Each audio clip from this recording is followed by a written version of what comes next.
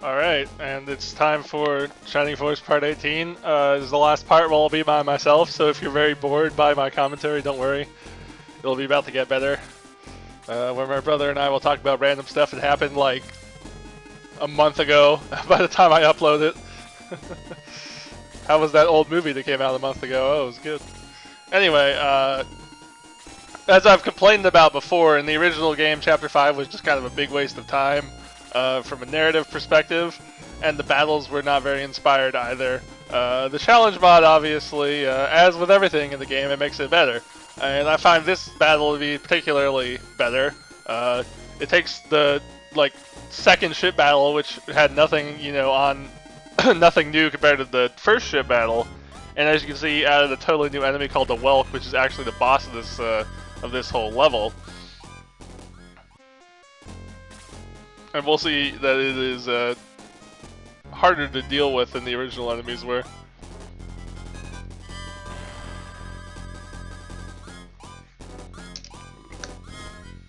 Excuse me. The gargoyles are not much harder to deal with. The shellfish and the sea bats are the same, but that Whelk is going to be a pain.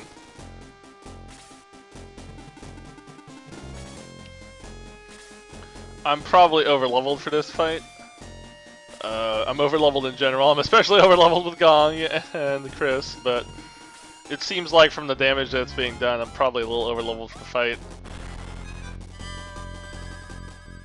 Which is a shame because it makes it easier than it's supposed to be. But I don't know, I just had a bad relationship with the level curve, and in terms of how much grinding I ended up doing. I don't think you need to be level 8 promoted to get through this battle. They're not even close. I've just made it a little too easy on myself. Trying to decide what to do with Chris here. You can cast Quick on someone, maybe Quick on the hero so that he'll be safe.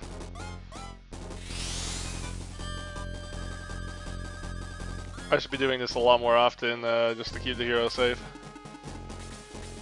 Oh no, what am I doing? Ah, wish I could take this back. Gong is OP right now, as you can see from that one-hit KO on the shellfish. That's not fair. Stupid self. I guess this video won't be very useful from a strategy perspective since I'm basically cheating. But I would recommend letting the enemies come up to you. That's kind of my go-to strategy for the challenge mod. The enemies are aggressive, the enemies are going to swarm you, and if you move your higher movement characters down and get them cut off from everyone else, you're not going to have a good time.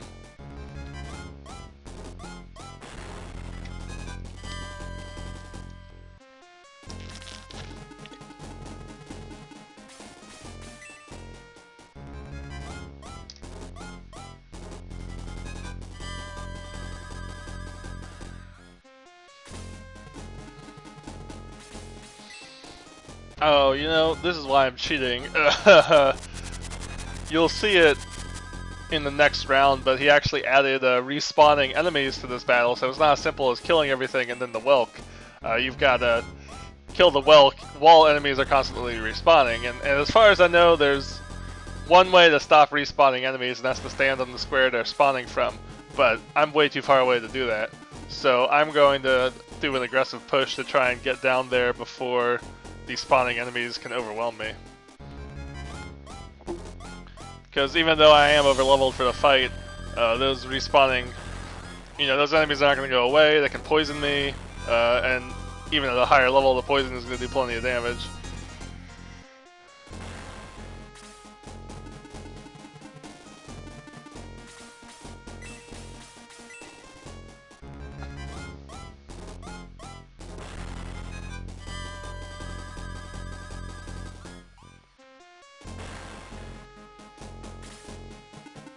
Here comes the Whelk. Oh no.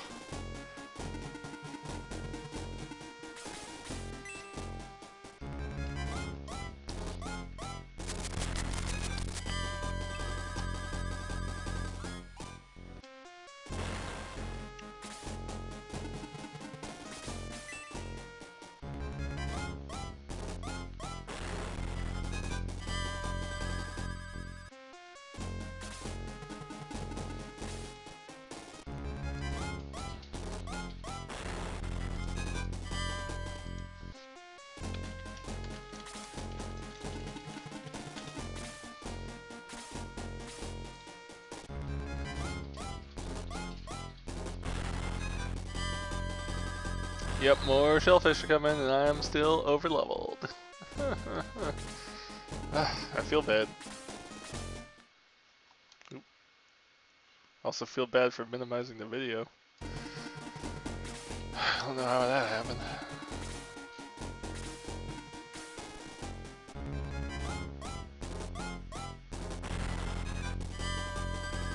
Well, I did use the quick spell on him, so maybe that's not over leveling. Maybe that's the quick spell.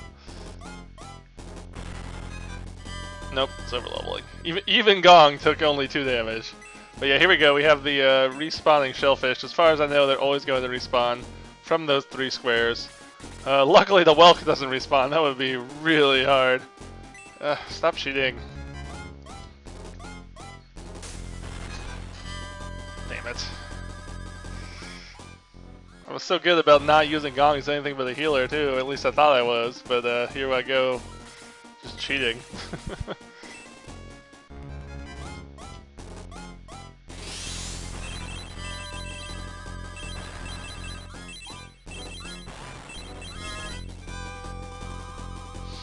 The good news is there's no amount of overleveling I can do to make the end of the game any easier. So there'll be a proper challenge in Chapter 8 and Chapter 7 to some extent. Even in Chapter 6, some parts of it start kicking my ass. And Chapter 6 is being the next chapter, so I don't think you guys have much longer to wait to see me get into some actual hard fights again, like the early fights of the game.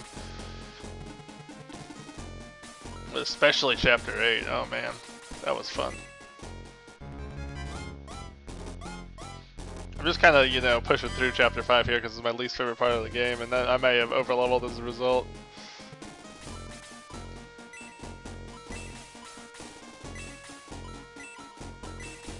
I totally need this.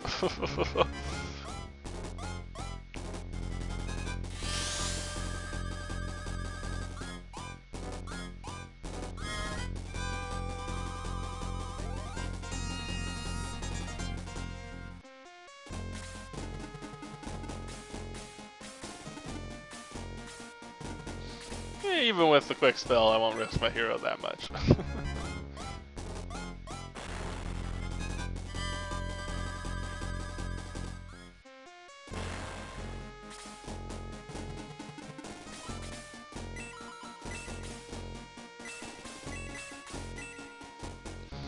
No point doing the AoE here. The whelk is the, I'm assuming, the boss of the entire fight, so we want to kill him.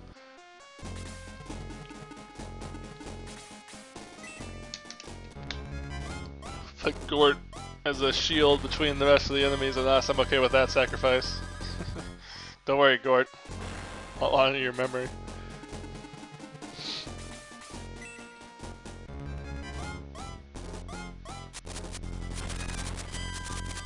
And we got him through the question marks. Question marks. Has an enemy had more than 100 health before? I don't. No, they've had. We've at least had enemies that had more than 100 magic, so I don't need to explain the question marks. It just means it's above 100.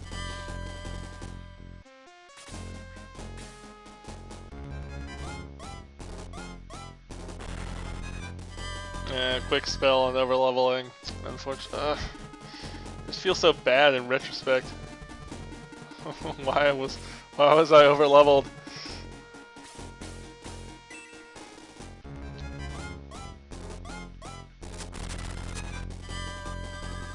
I would recommend focusing on the whelk though if you're playing along or something.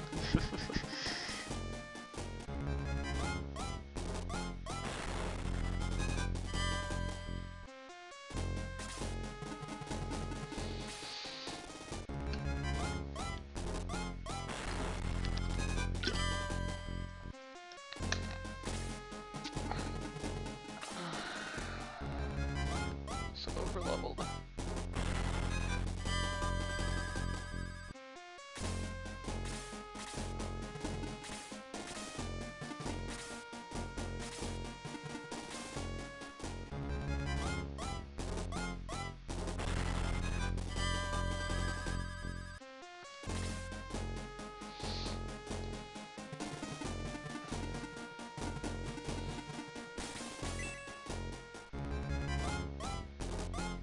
I'm even using Chris as an attacker. What a fucking shooter.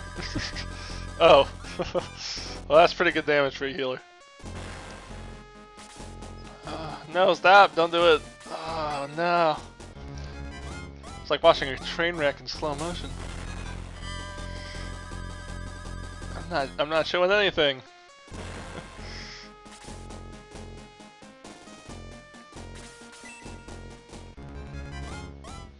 Well, hopefully this gets more, I don't know, maybe more people will see this and want to try the mod out. At least my cheating will have been for something.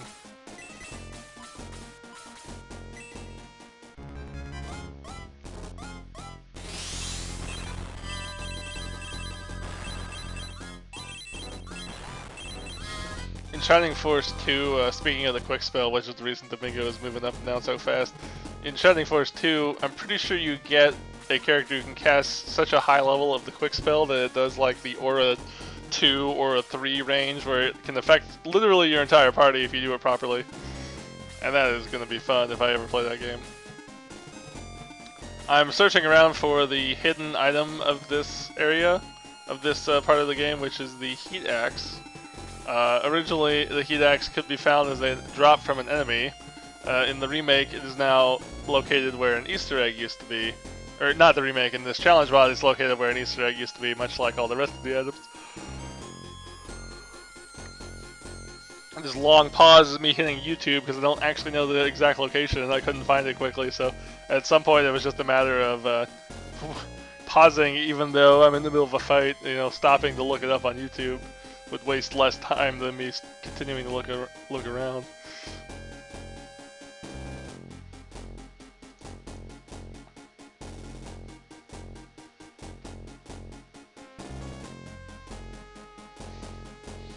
So, I almost wish I had skipped ahead here. Or left myself a note to skip ahead. Sorry guys. Looks like I can't quite get in the range of it. So I'm just gonna do it on the next turn. Oh god, Palveri's wings are moving so fast. It's crazy.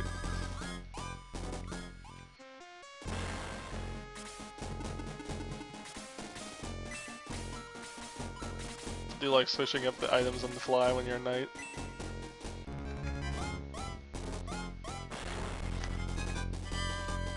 So there's a secret weapon on the, or there's a secret item on the first ship battle I forgot to show off, and there's also a secret character I forgot to show off, and I don't remember if I even mentioned it in that part of the video.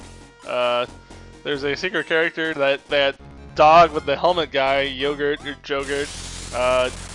You can locate him in Chapter 4 before the first battle. You have to go up to the priest's hut before the caravan leaves, I believe. And you can walk up into the corner of the hut and you'll see Yogurt and he'll just stand up and join your party. He's just a joke character. His stats are all 1. His level is only 1. And that's about it. I think the joke is that in the original game they used the little dog with the helmet to test their when they would test a battle, they would make all the sprites the dog with the helmet, and then they would add in the actual sprites or something like that. Like it's just like a little joke test design, and they added him in as a joke character with stats of 1 in each area. And I think in the mod he comes with some of the stat boosting items like the power potion and the defense potion. So I missed out on those. Other than that, I should be showing most, if not all, the secret items and secret things you can do. Oh, there we go. Finally, someone takes a respectable amount of damage. Welk is dangerous if you're on level. I'm just playing my food now. Just finish off the Welk. Get to the next battle.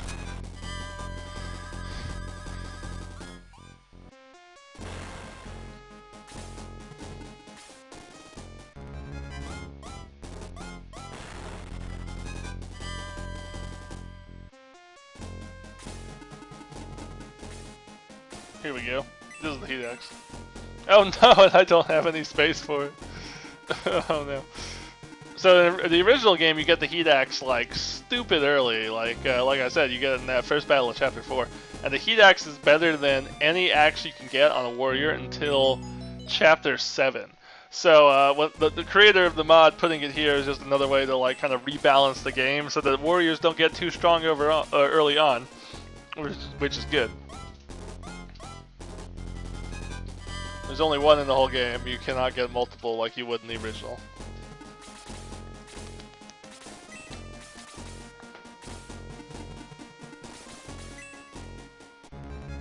Oh god, this is so trivial. Oh well, I missed anyway. It's just so trivial because I overleveled way too much. I'm just like, who do I want to level up on?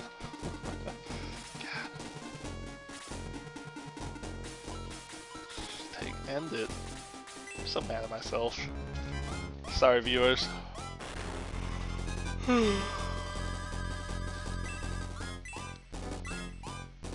Shit, that's a lot of defense. Oh. Okay, so he's not the boss, and they only respawn once. From the looks of it. Or he is the boss, but he is not one of those bosses where the entire battle ends if you kill the boss, so we still gotta finish this one lone Seabat.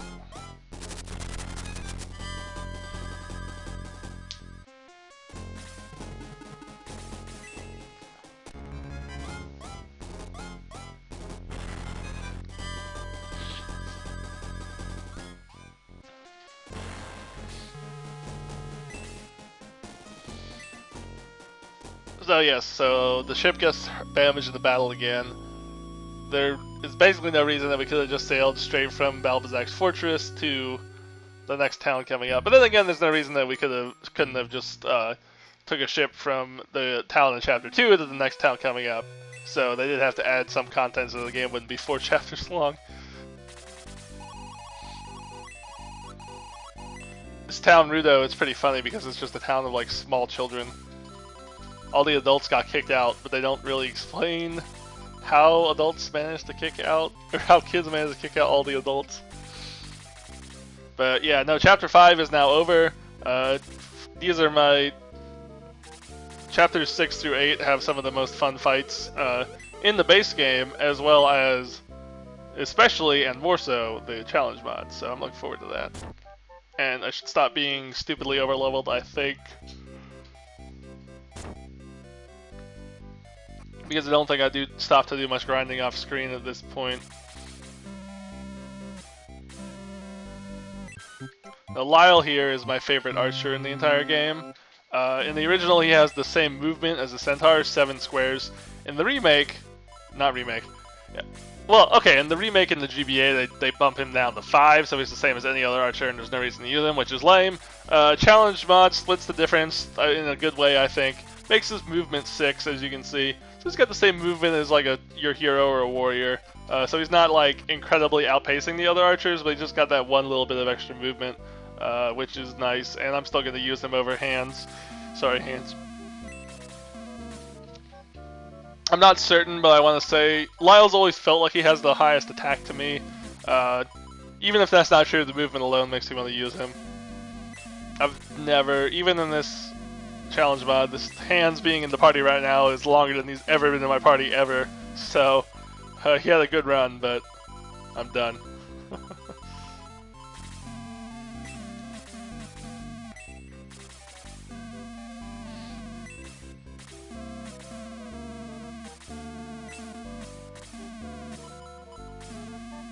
Guardian staffs are an upgraded staff for the mages. Fun fact, in the original game, the Guardian Staff was the very last staff you could buy for mages, and then for the rest of the game, you don't get any weapon upgrade for them.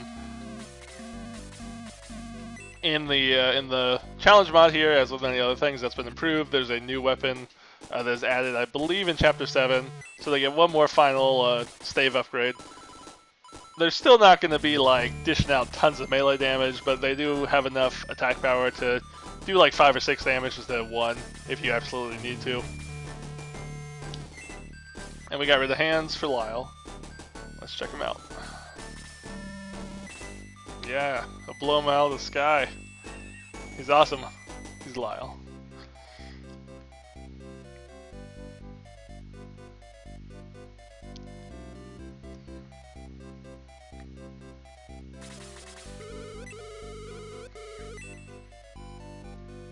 This town, is not going to let us leave until we've done everything that we're supposed to do for the plot. And they do that a couple of times, they pull that. Holy Staff is cool, it is the best weapon you can get as a healer. It used to be a one-time only item that you would get right there. I believe in this you can buy more of them in Chapter 8, which is another nice touch. Healers, I think, will usually do more damage with their attacks than mages. Well, I'm not entirely sure about that. The Holy Staff, I think, is better than the Guardian Staff, and it may be better than the Flail, but maybe they're the same. I honestly do not remember. Anyway, this little girl tells us more about the seal on Dark Dragon, how we have to go to Dragonia to get the manual of the seal, because it's basically the how to unseal Dark Dragon for dummies, and if Dark Soul gets it, we're in the world of trouble. This jerk kid's blocking my way. See why the adults didn't want you guys. Just get out of the way, alright. Let's show off. He just waited for us so we moved the rocks out of the way.